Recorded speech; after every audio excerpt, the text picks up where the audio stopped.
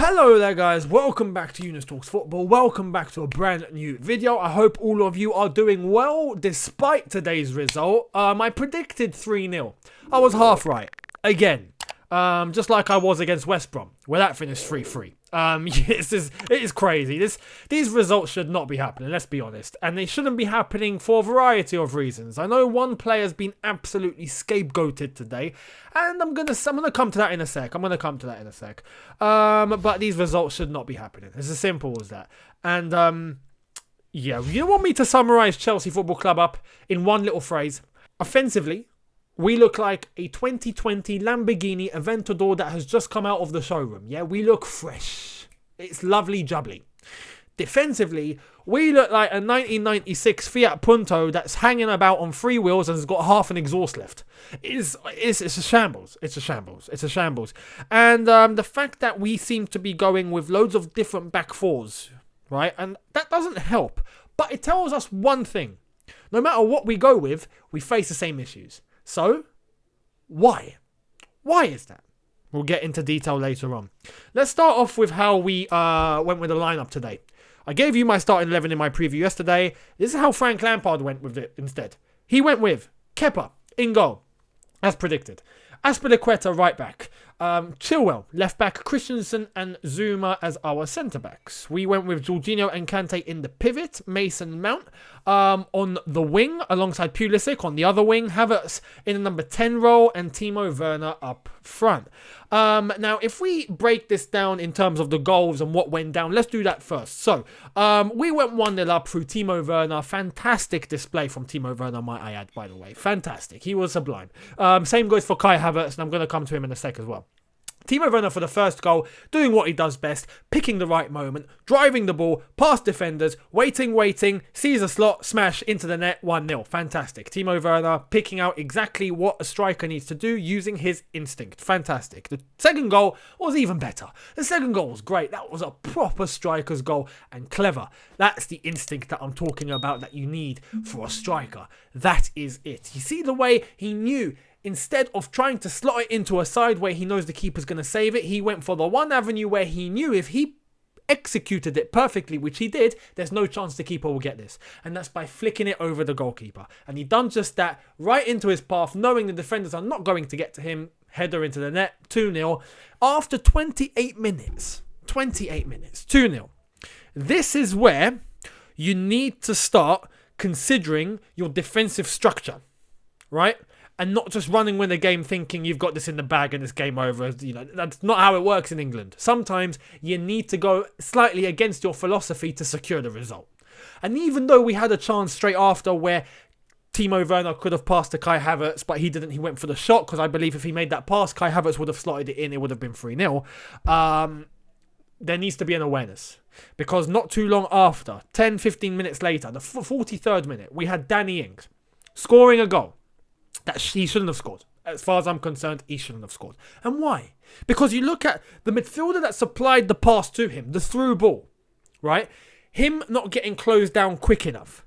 But at the same time, that's not even the vital point, because sometimes midfielders pick up the ball in pockets and they have space and that happens, right?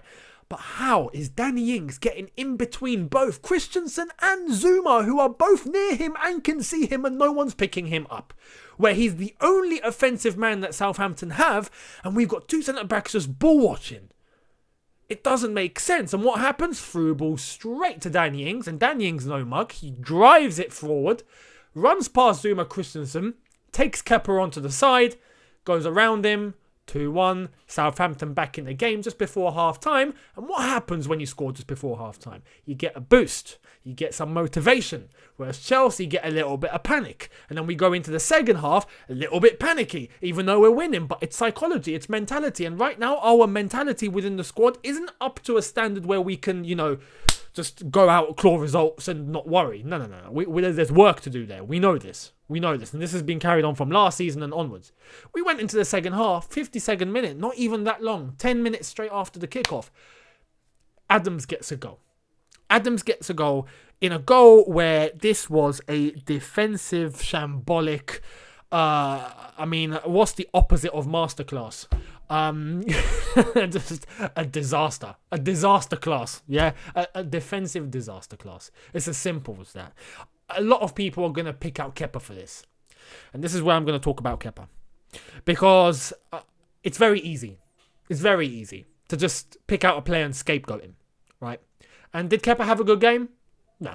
Wasn't anywhere near his best game. But it wasn't anywhere near his worst game. Because now I'm seeing loads of people come out tonight and say, oh, Kepa's done. That's it. I ain't enough of him. I ain't enough of him. Tonight wasn't even his worst display. We've seen worse.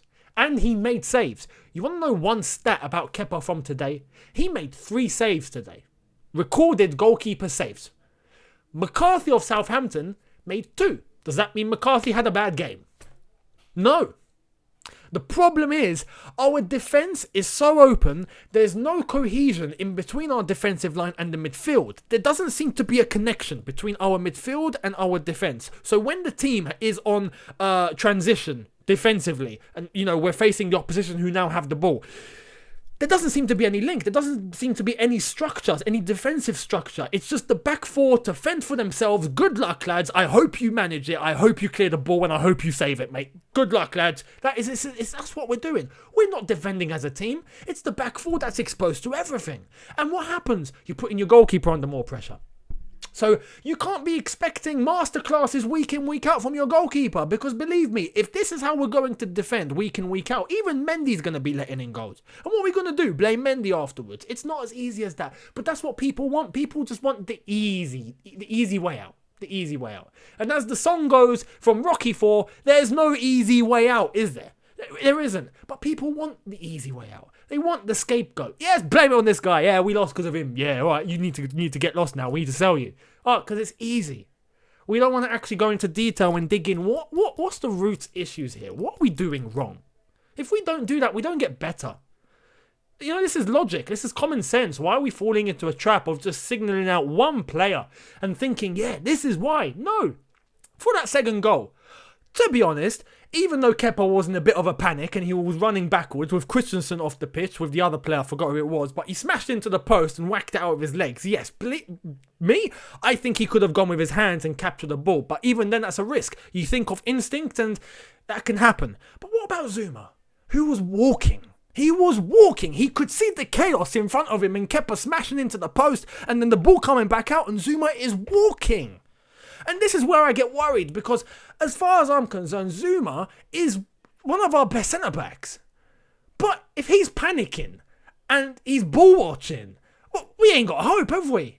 When we're picking who is our best 4, our best back 4, we go with Thiago Silva and Zuma as our centre-backs, no questions. Because everyone seems to be against Rudiger, and Tomori's not going to get a sniff into the team.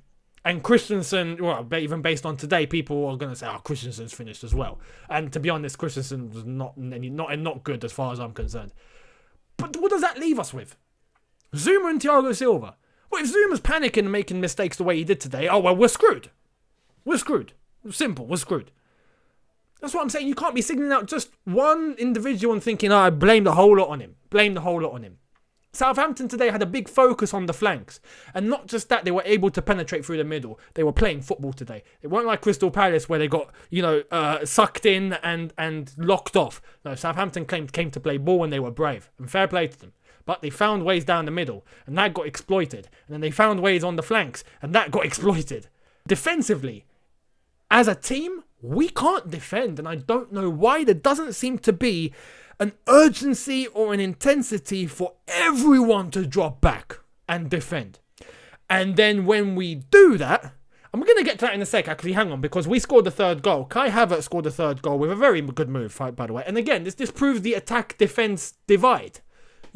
Offensively, we're fantastic. Look at the move with Pulisic to Timo Werner, makes the run, slots it in for Kai Havertz. Kai Havertz puts it into the bottom corner. Fantastic move. A typical Chelsea move, I might add. And it was a great goal, right?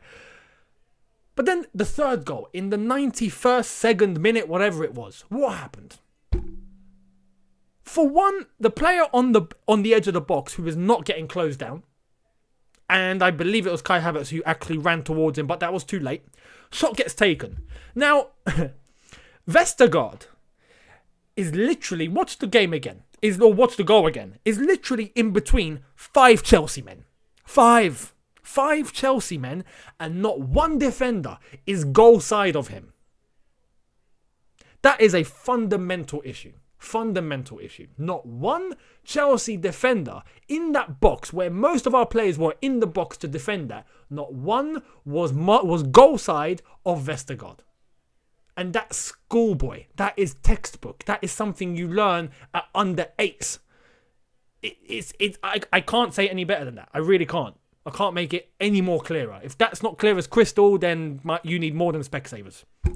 Because the shot comes in, Vestergaard sees it coming towards him, little nudge. Now, people are going to blame Kepa again for that goal. When there's a little nudge or a little deflection, what happens? It changes the complete set of movements that the goalkeeper needs to make. So when the ball takes a little deflection, or in this case, Vestergaard hits it with his head just to guide it, instead of the ball going down, which is where Kepa was going, now it's going a little bit further upwards.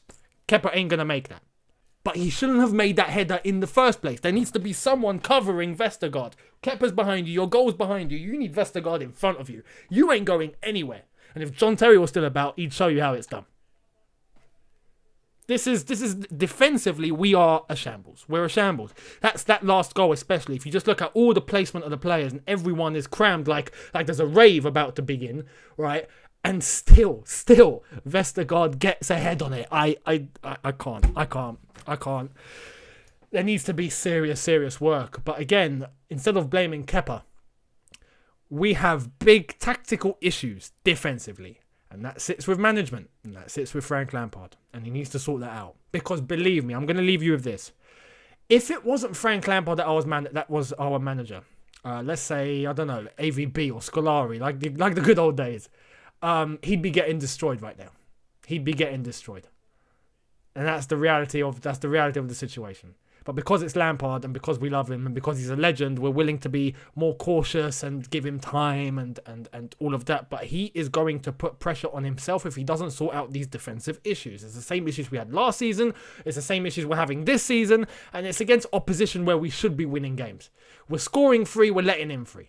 The amount of goals we've conceded under Frank Lampard since he began, 1.5 goals on average every game. It's not good enough. It's not good enough. It's not good enough. If it was a few games, cool. This is a second season and we're seeing the same mistakes. It can't go on because teams will start flying ahead of us. Pressure will start building. And believe me, it will end badly if we don't get this one problem sorted because we've got everything up front to do what we need to do. But defensively, it seems like no matter who we play, no matter who's playing, it just goes to complete tatters. And we cannot afford for that to keep going. We just can't. So we'll wait and see when Mendy and Thiago Silva come back, which is going to be against Sevilla on Tuesday, I'm praying. And then we'll go from there and analyse it. But we can't just rely on those two for the entire season, every single game, every competition. We have a squad to use. There needs to be rotation. We need players we can rely on. And right now, it seems like whoever we play in our back four, it's just not working as a team. And that's the problem. We're not defending as a team. We're just not. And that needs to be sorted. I'll see you guys really soon. Thank you all so much for watching. Let me know what you think in the comment section below. Subscribe if you are new. Hit the notification bell to be notified once I've uploaded. Smash the like button. Let's try and get 7,000 likes. And I will see all of you really soon. Thank you so much for watching. Have a good one. Look after yourselves. Take care. And peace.